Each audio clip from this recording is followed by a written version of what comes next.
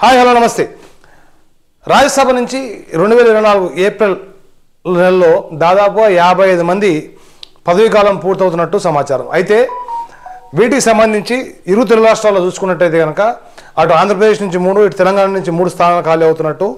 అయితే వాటికి సంబంధించి ఈ 6 స్థానాలకు సంబంధించి మార్చి నెలలో ఎన్నికలు జరిగే అవకాశం ఉన్నట్టు సమాచారం అంతా ఉంది. అయితే తెలంగాణకు వచ్చేసరికి ఖాళీ అయిన 3 స్థానాల్లో 2 స్థానాలు అధికార పక్షమైన కాంగ్రెస్, మరొక స్థానమైనటువంటి ఇంకో స్థానం ప్రతిపక్షమైనటువంటి టీఆర్ఎస్ దక్కించుకునే అవకాశాలు బాగా కనబడతా ఉన్నాయి. ఇక ఆంధ్ర విషయానికి వస్తే ఖాళీ అయిన 3 స్థానాలు, ఒకటి వచ్చి నెల్లూరు జిల్లా చెందినటువంటి వేమిరెడ్డి ప్రభాకర్ రెడ్డి, 2 తెలుగుదేశం పార్టీ చెందినటువంటి కనకమేడల రవీంద్ర గారు, మరి 3 వచ్చేసరికి బీజేపీకి చెందినటువంటి సీఎం రమేష్.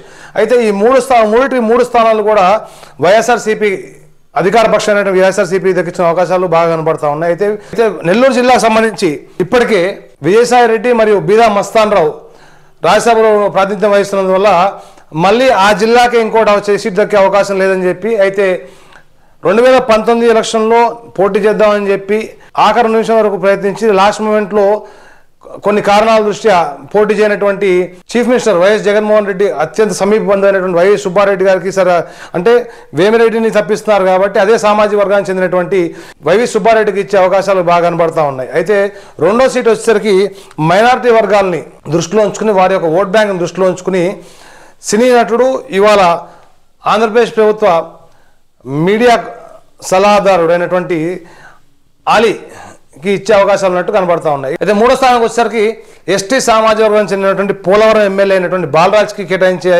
అవకాశం ఉన్నట్టు సమాచారం అంతా ఉంది. ఎందుకంటే ఈసారి సామాజిక సమీకరణని దృష్టిలో ఉంచుకుని ఆల్రెడీ మీరు చూసాను ఆంధ్రప్రదేశ్లో చాలా చోట్ల సీట్లు మార్పు చేయడం, చాలామందికి సీట్లు ఈసారి నిరాకరించడం అనేది తెలుస్తూ ఉంది.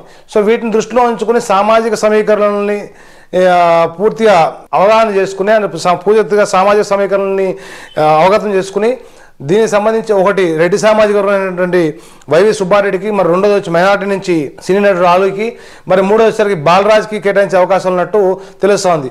ఈ 3 స్థానాలతోటి రాజ్యసభలో వైఎస్ఆర్సీపీ యొక్క సభ్యుల సంఖ్య 11 చేరుతుందని చెప్పి సమాచారం అంతా ఉంది. అయితే చూద్దాం ఏం జరగబోతుందో. Thank you.